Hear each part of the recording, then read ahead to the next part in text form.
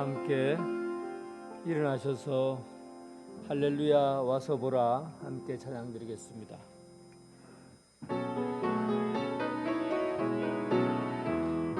할렐루야 할렐루야 할렐루야 와서 하나님께서 행하신 것을 보라.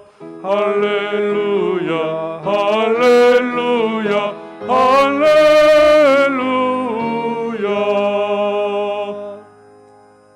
하나님이여 주의 인자하심이 어찌 그리 보배로운지요. 사람들이 주의 날개 그늘 아래 피하나이다. 그들이 주의 집에 있는 살찐 것으로 풍족할 것이라. 주께서 주의 복락의 강물을 마시게 하시리이다. 진실로 생명의 원천이 주께 있사오니 주의 빛 안에서 우리가 빛을 보리이다. 아멘.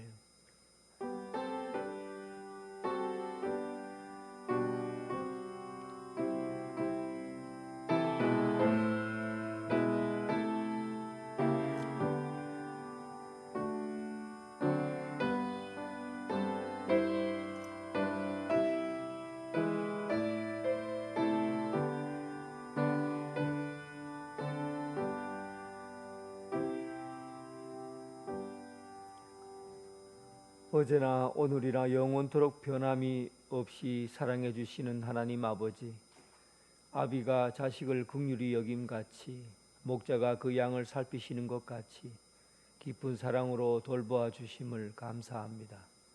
그 사랑 안에서 평안히 거하다가 오늘 거룩한 주일을 맞이하여 이렇게 예배의 자리에 나아왔나이다. 영과 진리로 드리는 이 예배를 받아주시고 참된 평안과 안식을 허락해 주옵소서. 예배하는 심령에 다시 한번 구원의 기쁨을 새롭게 하여 주시기를 원하며 예수님 이름으로 기원하옵나이다. 아멘.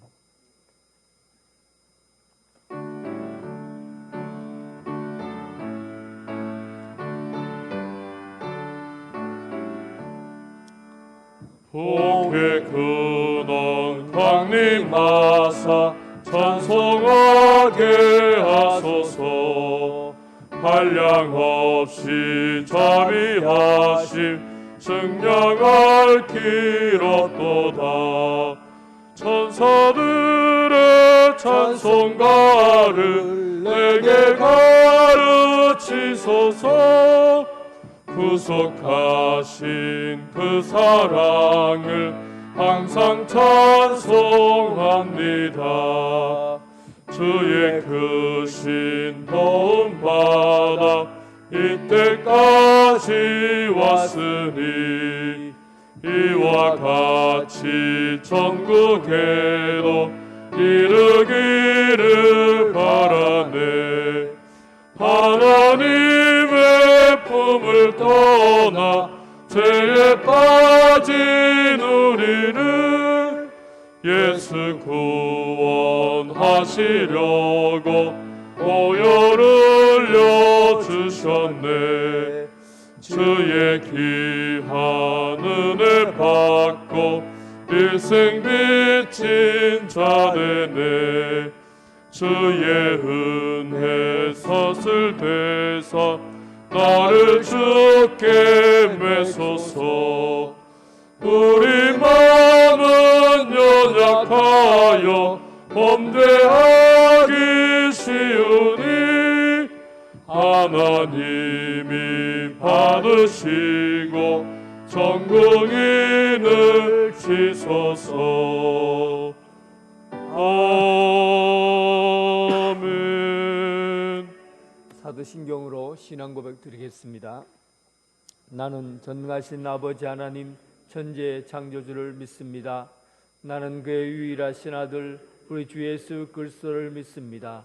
그는 성령으로 잉태되어 동정녀 마리아에게서 나시고 본디오 빌라도에게 고난을 받아 십자가에 못 박혀 죽으시고 장사된 지 사흘 만에 죽은 자 가운데서 다시 살아나셨으며 하늘에 오르시어 전능하신 아버지 하나님 우편에 앉아 계시다가 거기로부터 살아있는 자와 죽은 자를 심판하러 오십니다. 나는 성령을 믿으며 거룩한 공교회와 성도의 교제와 죄를 용서받는 것과 몸의 부활과 영생을 믿습니다. 아멘. 교동문 22번입니다. 22번.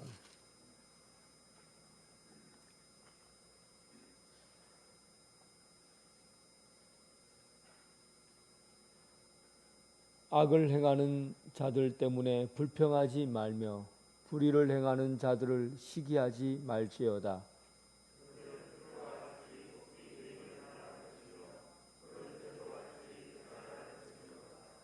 여호와를 의뢰하고 선을 행하라.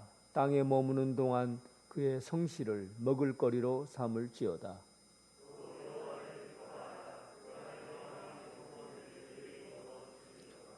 내 길을 여호와께 맡기라. 그를 의지하면 그가 이루시고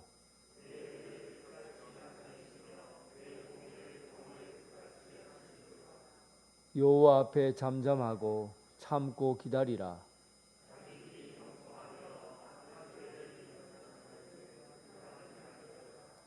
분을 그치고 노를 버리며 불평하지 말라. 오히려 악을 만들 뿐이라. 아멘.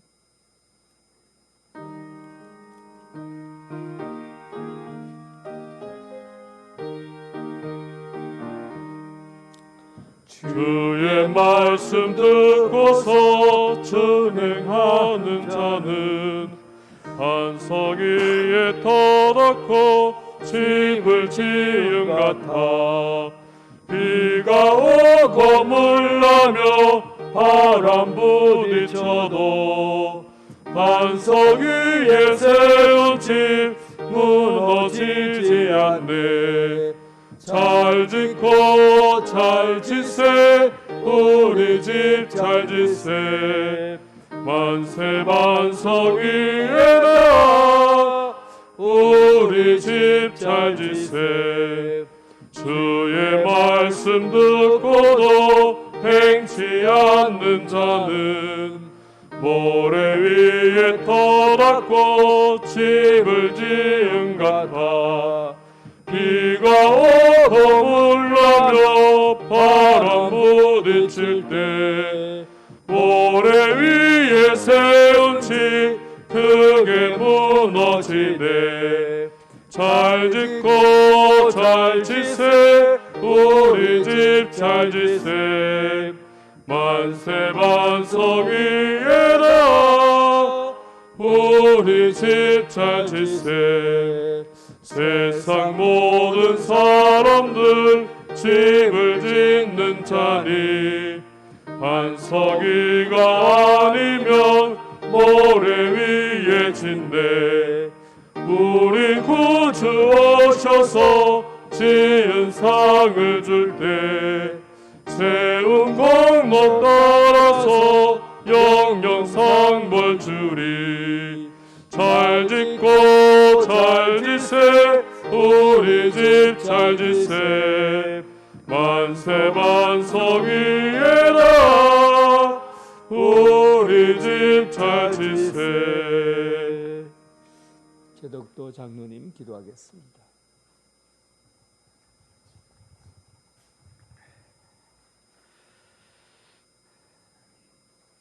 역사를 주관하시며 사랑과 은혜가 풍성하신 하나님, 거룩한 주일을 맞아 새 마음과 새 뜻으로 하나님께 경건한 마음으로 예배를 드려오니 예배를 흠양하여 주시옵소서. 지난 시간 뒤돌아보면 믿음에 굳게 서지 못했던 일, 때로는 언행일체의 생활을 하지 못하고 거룩한 생활을 하지도 못한 죄악된 모습으로 주님의 십자가 앞에 우리의 죄와 허물을 고백합니다. 우리의 죄와 허물을 용서하사 양털같이 희게 하여 주셔서 주님의 사랑과 평안이 우리의 마음이 넘쳐나기를 원합니다. 코로나의 어두운 그늘이 우리의 생활을 덮어 힘들게 할지라도 우리 모두 마음을 다하고 뜻을 다하고 힘을 다하여 기쁨으로 주님을 섬기면서 행함 있는 믿음으로 믿음의 흔적을 많이 남기는 한 해가 되게 하시고 이웃을 내 몸과 같이 사랑함으로 사랑의 흔적을 많이 남기는 한 해가 되도록 우리의 마음을 주장하여 주시옵소서. 사랑하는 성도님들 가정 하늘 문을 여시고 축복하셔서 온 가족이 주님을 영접하여 가정 천국을 이루게 하시고 건강으로 축복하사 가정이 병들거나 아프지 않게 하시며 병마로 고통받는 가족에게는 치유의 은총을 베풀어 주시옵소서. 그리고 자녀들에게 축복하사 길을 평탄케 하시고 범사회가 형통하도록 인도하여 주시오며 물질도 축복하여 주셔서 들어가도 복을 받고 나가도 복을 받는 축복된 가정으로 되기를 원합니다. 우리 언양교회를 사랑하시는 주님, 올해 120주년을 맞는 해입니다. 말씀 중심으로 새롭게 도약하여 가정과 교회를 바르게 세우며 세상의 빛과 소금의 사명을 다하는 교회, 복음으로 세상을 구원하며 살아있는 교회, 감사와 기쁨이 충만한 가운데 하나님이 행하시는 일을 볼 수 있는 은혜로운 교회로 인도하여 주시옵소서. 그리고 우리 교회가 주님의 지상명령을 순종하며 열방을 향하여 뿌려놓은 복음의 씨가 코로나의 어려운 환경이지만은 많은 열매 맺게 하여 주시고 선교 사역지 강화와 같은 어려운 환경이지만 때를 따라 만나를 내리시듯 모든 생활에 부족함이 없도록 축복하여 주시옵소서.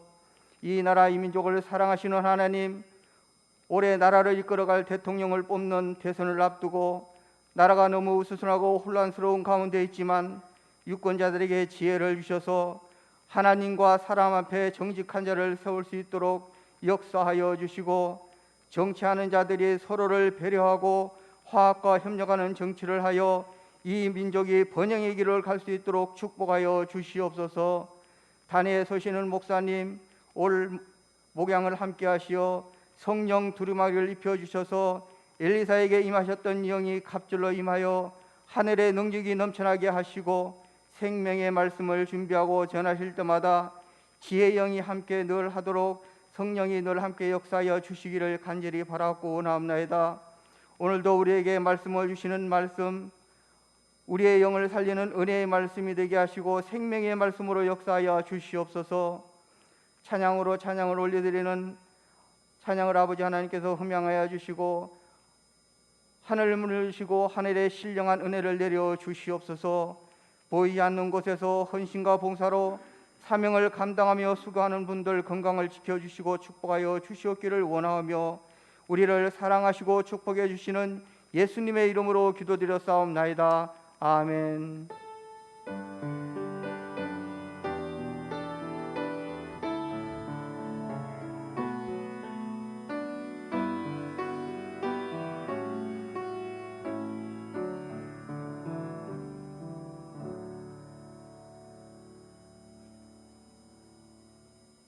일부 예배에 참석하신 모든 성도님들을 주님의 사랑으로 사랑하고 환영합니다. 예배를 통해 하나님의 참된 사랑과 은혜를 경험하시기 바랍니다. 우리 교회 처음 오신 분들을 진심으로 환영합니다. 새 가족으로 등록하시고 예배 후 마련된 환영의 자리에 오셔서 담임 목사님과 아름다운 교제를 나누시기 바랍니다. 오늘은 부연절 후 두 번째 주일입니다. 주일 낮 예배는 1, 2부로 드립니다. 1부는 오전 9시, 2부는 오전 11시. 온라인으로 예배를 드리실 분들은 11시 30분 유튜브를 통해서 예배를 드리시기 바랍니다. 오늘 오후 찬양 예배는 교사 헌신 예배로 드립니다. 성도님들께서 많이 참석해 주시기 바랍니다. 오늘부터 구역 보고 및 관리를 해 주시기 바랍니다. 구역장 권찰 모임이 19일 수요 예배 후에 2022년 구역 관리를 위한 오리엔테이션을 진행합니다. 구역장 권찰분들은 빠짐없이 참석해 주시기 바랍니다. 오늘 2부 예배 후 각 기관별 원래가 정해진 장소에서 있겠습니다. 위원회 모임이 다음 주일에 있겠습니다. 30일 주일 2부 예배 후에 목양실에서 당회로 모이겠습니다. 1월달 위로 페스티벌이 30일 주일 오후 찬양 예배 시간에 있겠습니다. 1월달 생일자는 빠짐없이 참석해 주시기 바랍니다. 각 구역에서는 생일자를 위한 축하 메시지도 준비해 주시기 바랍니다. 헌금 약정을 안 하신 분은 2022년 헌금을 약정해서 헌금함에 넣어주시기 바랍니다. 온라인 예배 시 헌금은 교회 계좌번호로 입금해 주시기 바랍니다. 울산노예 남성교회 연합회 순회 헌신 예배가 오늘 오후 2시 운현 제1교회에서 있겠습니다. 정영숙 집사님 가정에서 장례 감사떡을 준비해 주셨습니다. 나가실 때 받아가시기 바랍니다. 성경 읽기 릴레이가 1023독째 진행 중에 있습니다. 성도님들의 많은 관심과 참여를 바랍니다. 지금까지 교회 소식을 말씀드렸습니다.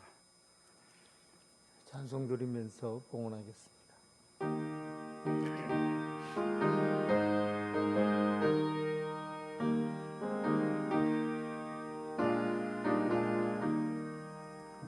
주님 주신 거룩한 날 기쁨으로 주 앞에 와 기도하고 찬양하며 주께 경배 드립니다.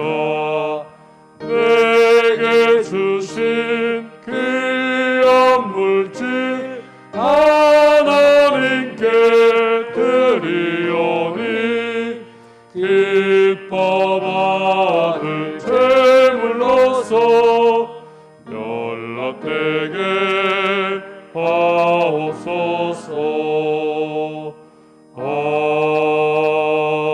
아멘.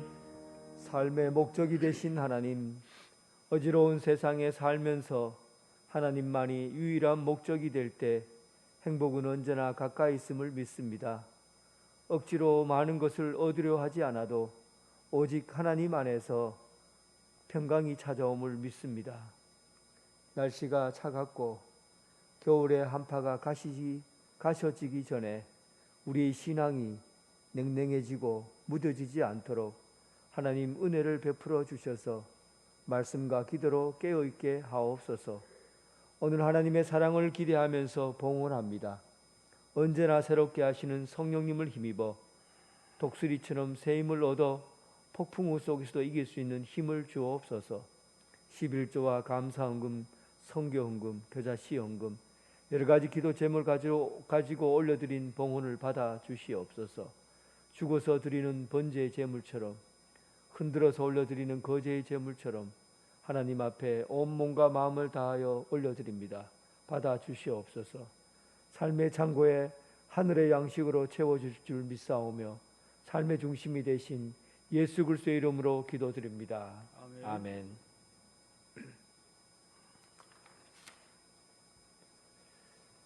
네, 교회 소식 중에서 참고로 한 가지 더 말씀을 드리겠습니다. 좀 자세하게 말씀을 드리려고 합니다. 원래 우리 교회가 120주년이 되는 날입니다. 120주년의 해입니다. 그러면서 두 가지를 기념하려고 해요. 첫 번째는 교회 창립을 기념하고 두 번째는 여러분들이 태어난 생일을 기념하는 날로 지키려고 합니다. 그래서 달마다 매월 마지막 주가 되면 마지막 주 오후 예배 때 생일이 되신 분들을 다 오게 하고 그리고 그날 손편지를 제가 개인적으로 다 써서 여러분 개인적으로 손편지를 다 드립니다. 그리고 축하 케이크와 그리고 구역에서 또 편지를 써서 여러분들에게 다 드리고 그렇게 해서 생일을 축하하는 교회를 기념하고 또 개인을 기념하는 이 두 날을 같이 지냅니다. 그래서 1월달 생일 되신 분들을 지금 다 파악을 해놓았습니다. 그래서 1월 30일 되면 생일 축하하는 날, 그날은 반드시 오셔야 됩니다. 그래서 다 편지를 써서 주려고 하는데 줄 사람이 없어요. 그럼 얼마나 서운하겠어요. 그러니까 기념하는 날로 지키는 그날은 꼭 참석하셔서 축하에 참여해 주시기를 부탁드리겠습니다. 이번 주 1월 30일 마지막 주간에 1월달 때 생일 되신 분들은 아마 다 참석해 주셔야 될 겁니다. 오늘 하나님께서 우리에게 주신 말씀을 보겠습니다. 마가복음 1장 14절 15절 말씀입니다. 마가복음 1장 14절 15절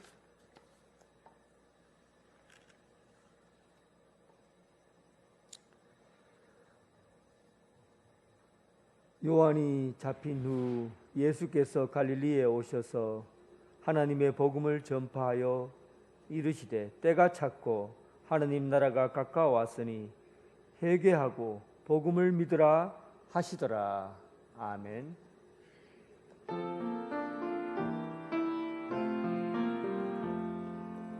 아버지 한 말씀 내가 살겠네 내가 살겠네 아멘 아멘 아멘 아멘 아멘.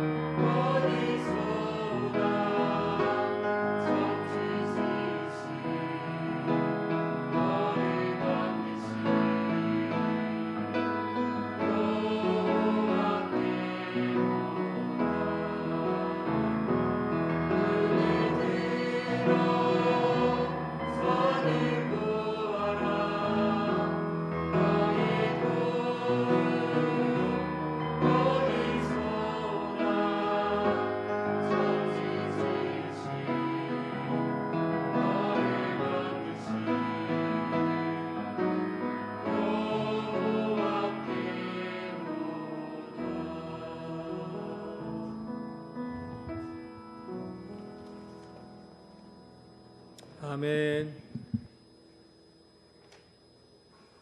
주님의 평강이 여러분들과 함께 하기를 바랍니다.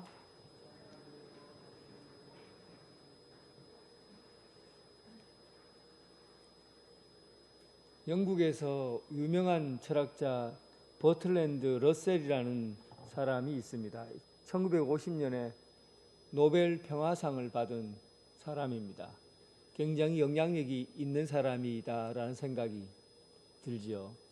이 사람이 쓴 책 중에서 나는 왜 기독교인이 아닌가?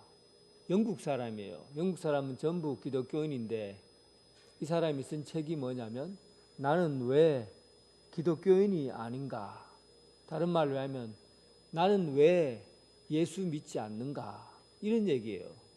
예수 기독교인이 아니고 예수 안 믿으면 혼자 안 믿으면 되지. 왜 세상 사람들에게 그 유명한 사람이 나는 왜 예수를 믿지 않는가? 이런 책을 썼을까? 그래서 이 책이 그때 당시에 많이 팔렸어요. 많은 사람이 읽었어요. 그 중에서 그가 예수님을 좋아하지 않고 믿지 않는 이유가 있는데 그 책에 보면 마가복음 11장 13절에 있는 내용 때문에 예수님을 썩 좋아하지 않는다는 겁니다. 왜냐하면 마가복음 11장 13절에 보면 때가 되지 않았는데, 무화과 열매가 열릴 때가 되지 않았는데 예수님께서 지나가시다가 저 무화과 나무가 열매가 없구나, 내가 배가 고픈데 열매가 없으니 내가 저 무화과 나무를 저주하리라 하고는 너는 평생에 열매를 맺지 못할 것이고 말라버릴 것이다 라고 저주를 하는 내용이 있거든요. 그때 그 내용을 성경에서 보고는 예수님의 성격이 저 모양이고, 아니 그래도 위대한 사람이라고 한다면 가만히 있는 무화과 나무 열매를 맺을 철이 아닌데, 잎이 지금 무성하고 열매를 맺을 철이 아닌데 당연히 열매가 없지. 그런데 저런 성격으로 그냥 지나가는 나무에게 막 욕하고 저주하고, 이런 사람이 어떻게 위대한 석가나 소크라테스와 같은 사람보다 더 나은 사람이라고 할 수 있나? 나는 그 사람을 믿지 못하겠다. 그래서 예수님을 나는 왜 기독교인이 아닌가라는 책에다가 글을 쓴 거예요. 그런데 참 이 간단한 부분에 단순한 부분을 해석을 잘못하니까 이런 부분에 오해가 생기는 거예요. 이 철학자, 위대한 철학자가 헬라어를 잘 못 본 거예요. 헬라어를 번역할 때 그 헬라어 번역을 잘못 이해한 거예요. 그러니까 여기서 말하는 무화과의 때, 무화과 나무의 때라는 말 중에 이 때는 무화과의 시간을 의미하잖아요. 이 시간은 헬라어로 두 가지로 사용됩니다. 이거는 너무나 중요한 단어이기 때문에 여러분들은 알고 있어요. 여러분들은 헬라어를 배우지 않아도 알고 있어요. 무슨 시간이냐면 우리가 살아가는 이 시간은 크로노스라는 시간에 우리는 삽니다. 그 시간을 두 가지로 나누면 크로노스와 그리고 카이로스로 나누잖아요. 크로노스라는 말은 우리가 밥 먹고 자고 그리고 커피 한잔 하고 해가 뜨고 해가 지고 여름이 오고 봄이 오고 가을이 오고 겨울이 오고 이런 시간의 흐름 속에 있는 모든 일상적인 것을 크로노스라고 그래요. 일반적인 시간이라고 그러죠. 그런데 이 시간도 여러분 사실 무게와 질이 다 다르다는 것 압니까? 시간과 무게도 그냥 똑같이 1분 1분 1분 흐르는데 어떤 때인가에 따라서 그 무게가 달라요. 예를 들면 보통은 우리가 이제 10분 지각하고 20분 지각한다고 해서 크게 문제가 되지 않는데, 대학 입시 시험을 치는데 내가 30분, 20분 지각한 거예요. 그러면 4년 동안 공부해갖고 시험 치려고 할 때 지각을 해버린 거죠. 그때는 일반적으로 흐르는 때하고는 질과 무게감이 달라요. 또 어떤 사람은 올림픽 100m 달리기를 하려고 100m 선수인데 100m는 0.0001초 사이로 1, 2등이 갈려지는 그런 시간이에요. 그런데 자기가 뛰어야 될 그 시간에 1분을 지각한 거예요. 1초에 모든 것이 경기가 끝나는데 1분 지각해요. 1분 지각 때문에 그 경주에 참여하지 못하게 된 겁니다.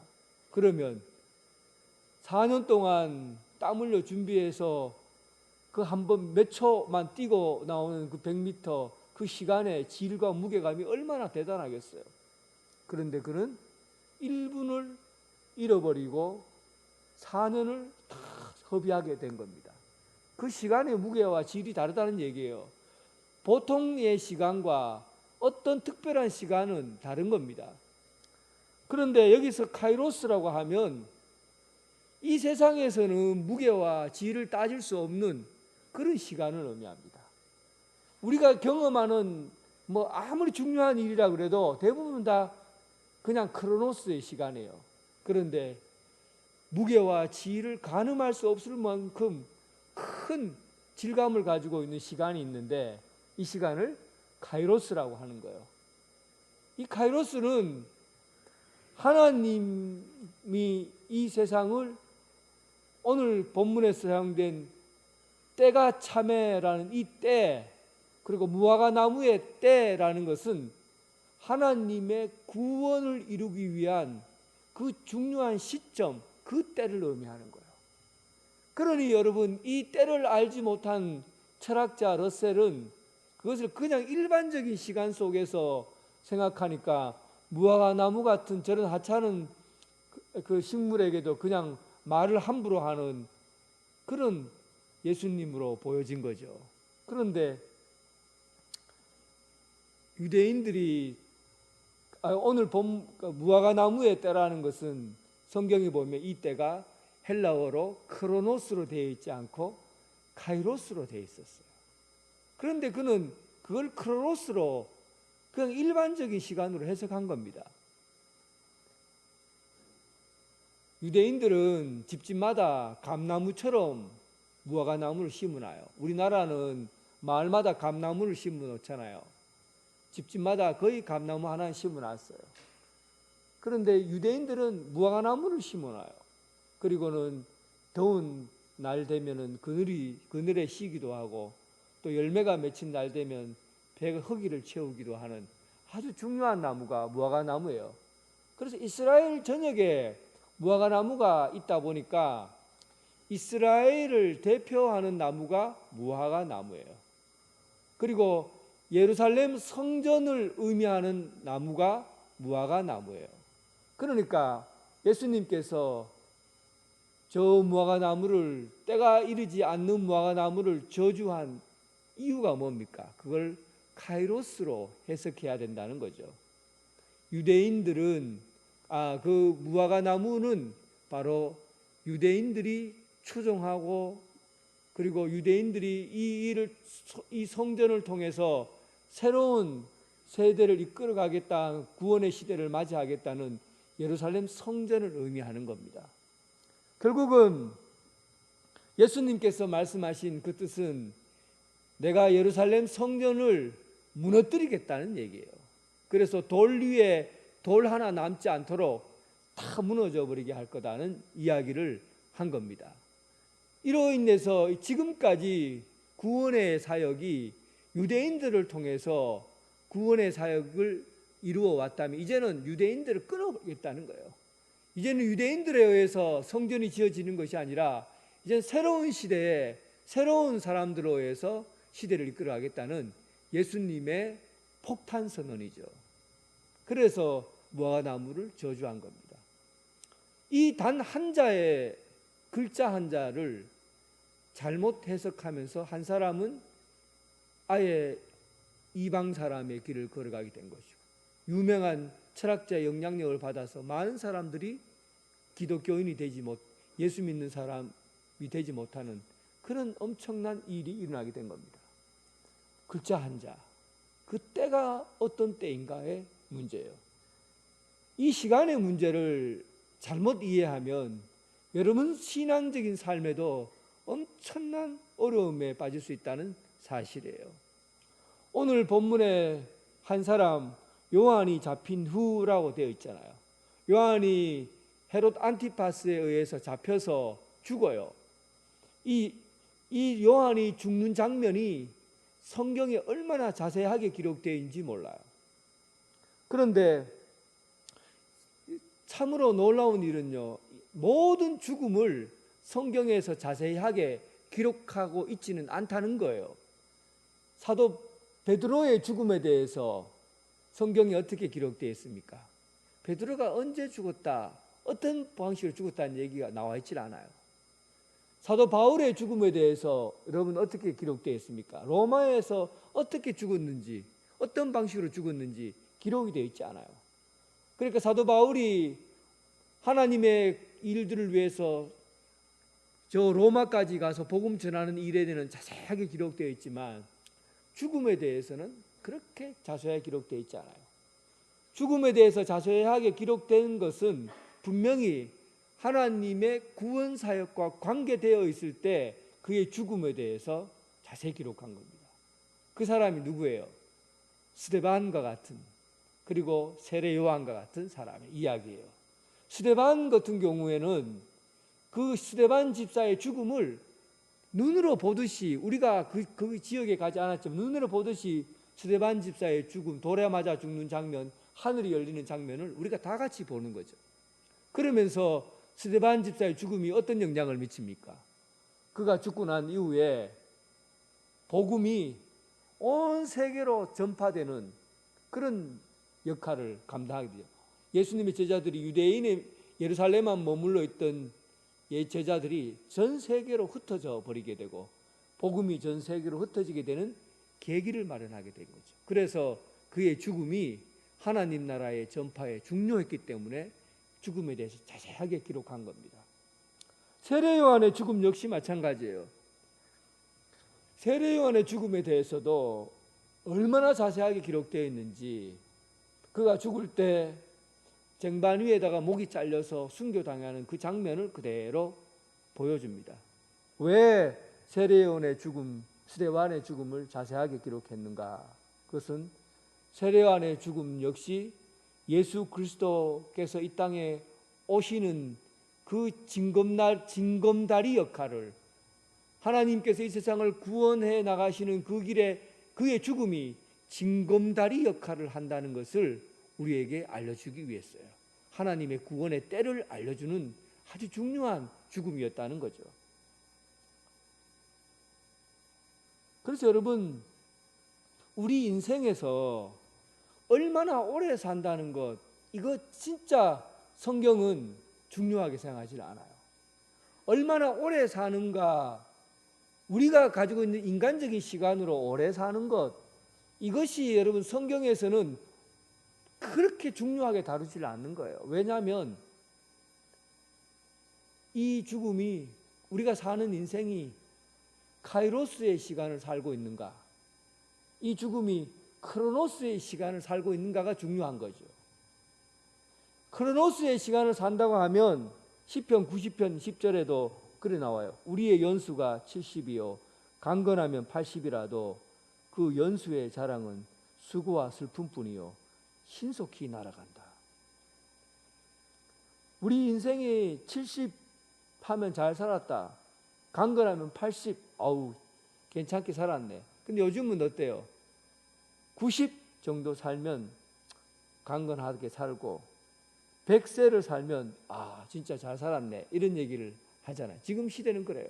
그래도 여러분, 하나님께서 그냥 이 세상의 자연 만물과 비교해서 오래 사는 것이 잘 사는 거라고 한다면 우리가 바위보다도 오래 삽니까? 우리가 저 바다보다도 오래 삽니까?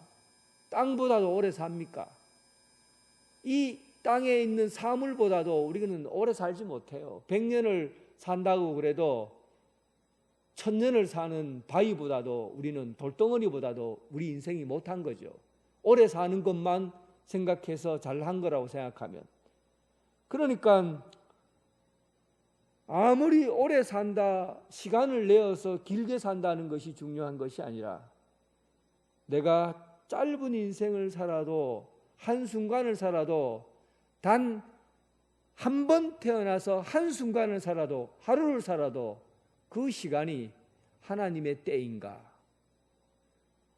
크로노스의 시간인가, 카이로스의 시간인가, 하나님의 사명을 감당하는 시간인가, 거기에 초점이 맞춰져 있는 겁니다. 이 의미 외에는, 카이로스의 시간 외에는 우리의 시간은 아무런 의미가 없다는 것이죠. 사랑하는 성도 여러분, 여러분 인생에서 삶의 그 길이 어떤 길에, 그 길 위에 놓여져 있습니까?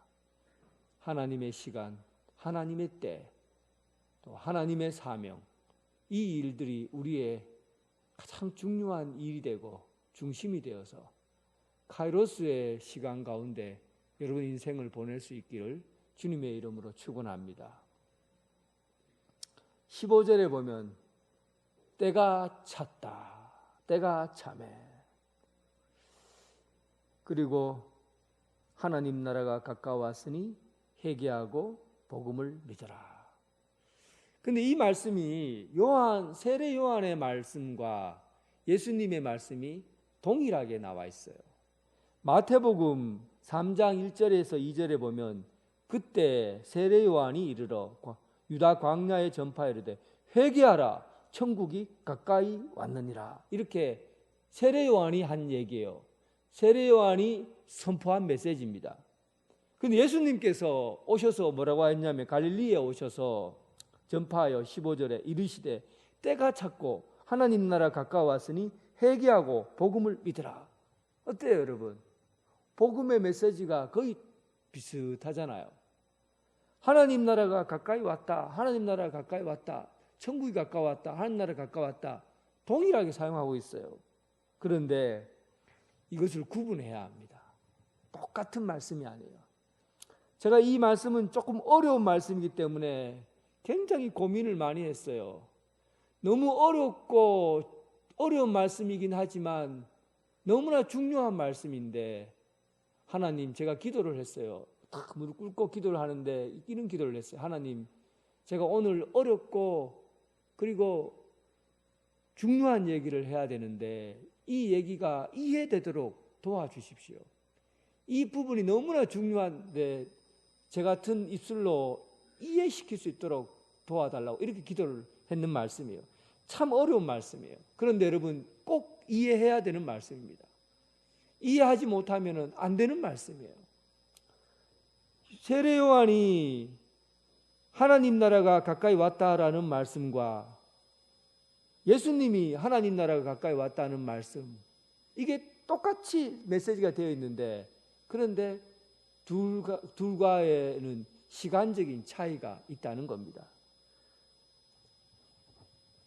그래 어떤 신학자는 이래 얘기를 했어요. 세례 요한의 이 복음 메시지와 예수님의 메시지는 11시와 12시와 같은 차이가 있다. 세례 요한이 11시라고 한다면 예수님의 시간은 12시라는 겁니다.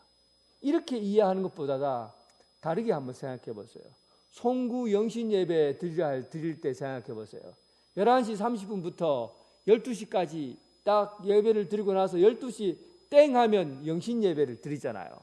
송구 영신 예배가 11시 30분부터 12시까지. 이게 세례 요한의 시간이라고 한다면 12시부터 새롭게 되는 시간을 바로 예수님의 시간이다. 그렇게 말하는 겁니다. 그런데 이 차이가 왜 그리 중요하냐 하는 거예요. 이 차이가 왜 중요합니까? 세례 요한은 하나님 나라가 임박해 있다라는 것을 얘기하는 겁니다. 임박해 있다는 것은 하나님 나라가 와 있다는 겁니까? 아직 오지 않았다는 얘기입니까? 오지 않았다는 얘기예요. 임박하다는 것은 가까이 있다는 거잖아요. 하나님 나라가 여기 눈에 보일 만큼 와 있는 거예요. 세례 요한이 보기에는 눈에 보일 만큼 와 있는 거예요. 그런데 하나님 나라가 임하게 되면 어떤 일이 일어나게 되느냐 하면 알곡과 쭉정이를 갈라낼 것이다. 심판이 임할 거라는 거죠. 그래서 알곡은 하나님께서 거두어서 산을 창고에 들이시지만 쭉정이는 바람이 흩어 날려버릴 거라는 거죠. 불에 태워버릴 거라는 겁니다. 그러니까 임박한 종말 심판에 관한 얘기를 세례 요한이 하고 있는 거예요. 어느 정도 사실은 세례 요한은 감각은 갖고 있지만 실제로 하나님 나라가 어떻게 임하는지에 대해서는 모르는 겁니다. 그런데 어쨌든 그는 표현하기를 하나님 나라가 가까이 있다고만 느끼는 거죠. 그리고 가까이 있고 오게 되면 이 세상에서 완전히 심판이 일어날 거라는 그런 얘기를 하고 있는 겁니다. 그래서 회개하라는 얘기를 하게 된 거죠. 그런데 예수님의 얘기는 뭐냐면 예수님의 얘기는 하나님 나라가 가까이 왔다는 것 앞에 글자 4자가 붙어 있습니다. 때가 참해. 때가 찼다는 거예요. 이 말은 무슨 말이냐면 하나님 나라가 가까이 있긴 하지만 때가 찼다는 것은 성취되었다는 거예요. 하나님께서 이 세상을 구원하시기 위해서 메시아를 보낼 텐데 메시아가 누굽니까? 예수 그리스도를 통해서 구원이 이미 이곳에서 성취되었다는 것을 선포하는 거예요. 그러니까 하나님 나라가 가까이 왔지만은 예수님이 얘기하는 이 가까이는 이미 와 있는 겁니다. 이해가 됩니까? 제가 어렵다고 그랬잖아요. 근데 이걸 이해하지 못하면 안 됩니다. 하나님 나라가 예수님께서 하나님 나라가 가까이 왔다고 선포하는 그 순간 이미 예수님께서 이 땅에 오셨기 때문에 하나님 나라가 이미 여기에 와 있는 겁니다. 이것을 요한복음으로 이해하면 조금 더 쉽게 이해가 돼요. 요한복음에는 뭐라고 얘기했냐면 예수님께서 우리에게 이해시키려고 눈을 통해서 자극적인 언어를 사용합니다. 요한복음에서는 예수님이 오신 것을 뭐라고 해석하냐면 예수님께서 빛으로 오셨다고 그래요. 그리고 이 세상은 어둠 가운데 있다고 합니다. 근데 예수님께서 빛으로 오실 때 어디까지 오신 겁니까? 이 세상 가운데 오신 거예요. 그리고 좀 더 구체적으로 말하면 각 사람 가운데 빛이 다 왔다는 거죠. 그런데 이 각 사람 가운데 빛이 왔는데 이 빛을 받아들이게 되면 그 빛이 내 속에 거하게 되지만 이 빛을 받아들이지 못하면 어둠 가운데 빠지게 된다는 거죠. 이거 하나님 나라를 비교해 보세요. 하나님 나라가 우리에게 와 있다는 것은 우리가 예수 그리스도를 구주로 믿고 영접하면은 이미 하나님 나라가 우리 속에 와 있는 겁니다. 이제 이해가 되십니까? 세례요한은 하나님 나라가 아직 오지 않은 거예요. 임박한 종말을 의미했죠. 근데 예수님께서 오셨잖아요. 예수님께서 오심으로 인해서 하나님 나라가 이미 우리 가운데 임하여 있다는 겁니다. 요한 1서에는 이 부분을 어떻게 설명하냐면 영생이라는 것으로 표현해요. 영생. 우리가 구원받았다라는 말을 다른 말로 우리는 영생을 얻었다 이런 말로 쓰잖아요. 영원한 생명을 얻었다는 거예요. 그 요한 1서에서는 같은 요한이 있었지만 거기서는 빛을 영생이라는 말로 바꾸었습니다. 영생을 얻었다. 하나님 나라 영생 똑같은 말이에요. 그런데 영생이 언제부터 시작됩니까? 우리가 죽고 난 다음부터 영생이 시작됩니까? 아니면 예수 그리스도를 믿고 난 다음부터 영생이 시작됩니까? 여러분 어떻게 생각하세요? 영생이 죽고 난 다음에 영생입니까? 아니면 예수 믿고 난 이후부터 영생입니까? 그렇죠. 예수를 믿는 즉시 이미 영생이 우리에게 임한 겁니다. 그래서 하나님 나라가 임했다는 것은 내가 죽고 난 다음에 임하는 나라가 아니고 예수를 믿는 순간에 하나님 나라가 이미 여기에 와 있는 거예요. 그런데 여기서 우리가 헷갈리는 것은 있는 것이죠. 그러면 완전한 나라가 여기에 임하에 있는가 하는 거죠. 그렇다면 여기서 삶이 하나님 나라인가 하는 거예요. 오늘 본문에서 때가 찼다는 말은 하나님 나라 구원의 성취가 예수님을 통해서 완전히 이루어졌고 그리고 완성된 나라는 지금도 오고 있다는 얘기예요. 이미 왔지만은 여기서부터 진행은 되지만 완성된 하나님 나라는 우리가 죽고 난 다음에 주님 앞에 가는 그것이 바로 완성된 하나님 나라라는 겁니다. 그래서 신학자들이 정말 중요한 단어를 발견해냈어요. 하나님 나라는 이미 왔지만 아직 온 것이 아니다. 그래서 하나님 나라는 어디에 있느냐? 이미와 아직 사이에 있는 나라가 하나님 나라라는 겁니다. 너무 어려운 얘기지만 쉽게 얘기하자면 오늘 하나님 나라가 이 땅에 와 있다라고 말하는 것은 지금 여기서부터 예수 그리스도를 구주로 믿고 받아들이는 순간 우리는 하나님의 나라의 통치를 받게 되고 빛의 자녀로 살게 되지만 이 하나님 나라가 완전하게 이루어지기 위해서는 우리가 이 빛의 자녀로서 하나님 나라의 복음을 전파해야 되는 거예요. 하나님 나라 복음을 전파해 나가면 하나님 나라가 점점점 확장되어 나가고 이 땅에서 점점 확장되어 나갑니다. 그리고 예수님께서 이 땅에 오실 때 완성된 하나님 나라가 임하게 되는 것이죠. 그래서 예수님께서 때가 참에 하나님 나라가 가까이 왔다라는 이 말씀은 이미 예수님께서 오심으로 인해서 하나님 나라가 이 땅 가운데 임하게 된 것이고, 그리고 예수 그리스도가 임하셨기 때문에 예수님을 믿고 받아들이는 자로 인해서 하나님 나라가 진행되어 간다는 사실을 우리에게 말하고 있는 겁니다.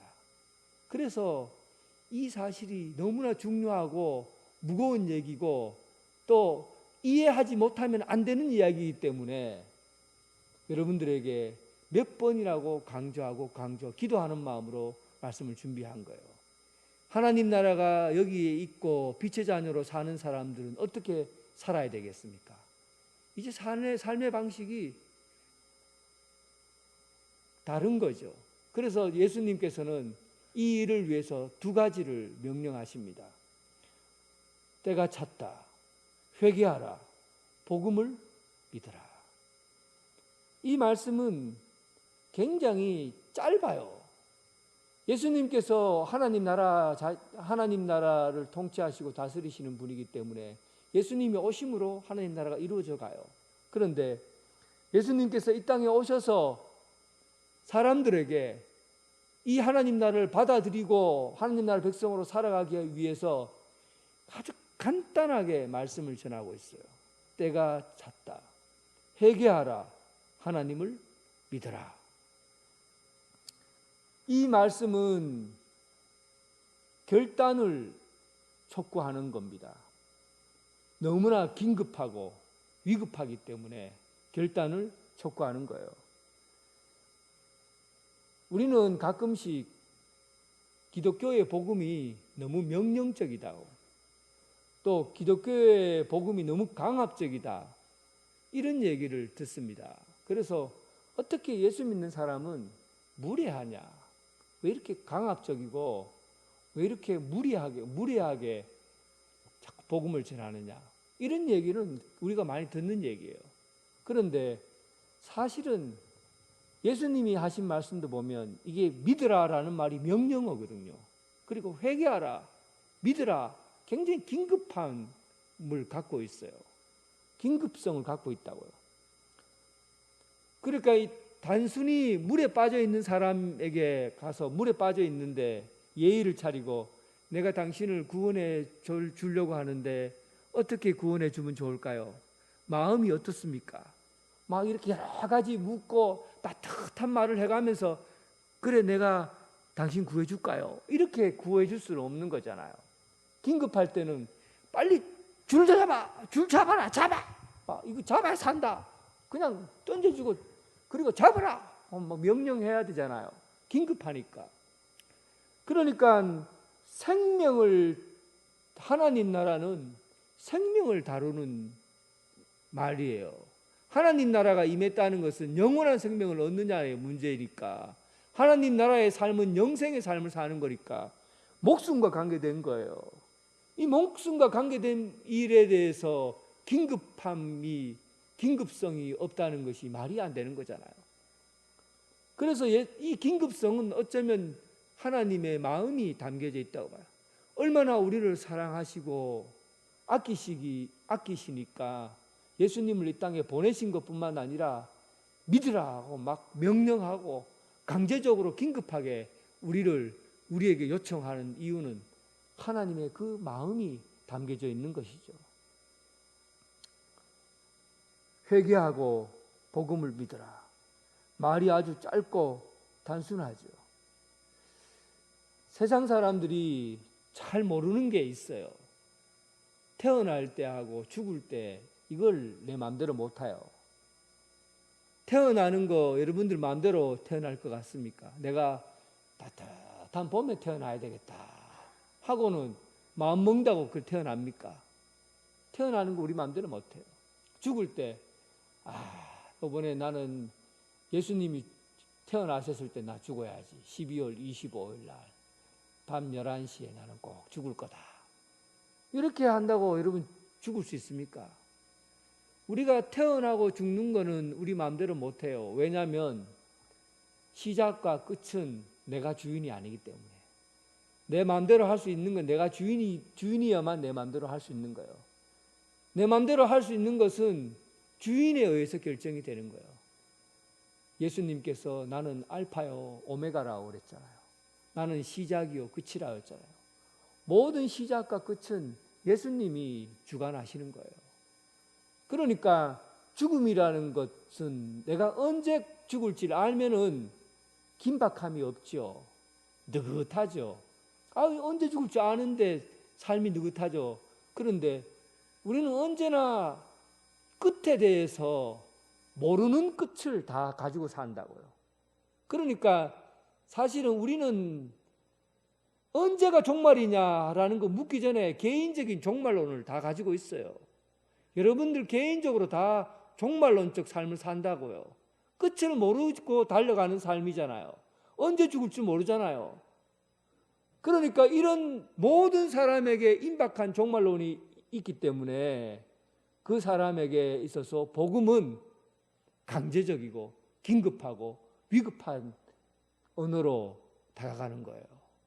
그래서 여러분들에게 모든 사람에게 복음은 긴박성과 위급함을 다 가지고 있는 겁니다. 그래서 우리가 누구냐 하면 복음의 119 대원들입니다.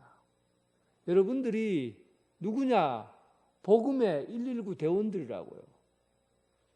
하나님 나라 복음을 위해서 여러 옆에 보이는 사람들 중에 저 사람이 이제 언제 죽을 줄 모르기 때문에 긴급하게 하나님 나라를 전하는 그런 사람으로 우리를 부르심을 받았다는 겁니다. 오늘 이 세상 가운데 오셔서 하나님 나라를 선포하시고 하나님 나라가 이 땅에 이루어지기를 바라시는 마음으로 우리를 부르셔서 우리에게 복음의 증인이 되게 하셨어요. 이 복음의 증인은 단순한 증인이 아니라 119 구급대원처럼 긴급하고 위급한 일을 처리하는 그런 복음의 전도자입니다. 이 사명을 감당하고 하나님 나라가 이 땅에서 확장되어가는 그 일들을 빛의 자녀로서의 삶으로 이 어둠의 세상을 밝혀주는 이 소명을 이루어가는 여러분 되시길 주님의 이름으로 축원합니다.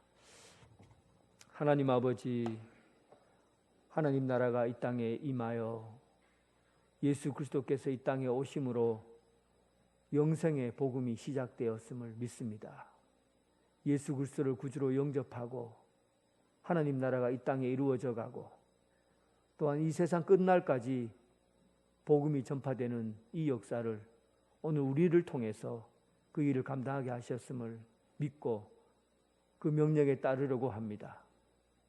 복음의 119 대원처럼 모든 사람이 긴급한 마음으로 하나님 나라를 전하게 하시고 모든 사람에게 하나님의 영원한 생명을 또 하나님 나라의 그 풍성함을 전하는 그런 복음의 전도자 되게 하여 주옵소서. 예수님 이름으로 기도드립니다. 아멘. 다 함께 일어나셔서 하나님께 찬양드리겠습니다.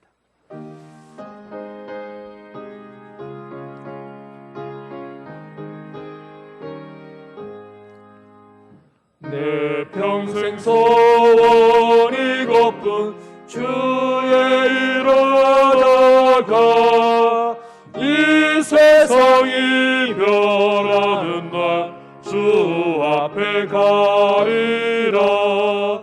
꿈같이 헛된 세상이 지할 것 무엇냐. 이 수고함 많아여도 헛된 것뿐일세. 불같은 시험 많으나 겁내지 맙시다. 구주의 권능 크시니 이기고 남겠네. 금보다 귀한 믿음은 참복에 내도다. 이 진리 믿는 사람들 다 복을 받겠네. 바른 광음을 주 위에 아끼세 온 몸과 마음을 바치고 힘써서 일하세. 아멘.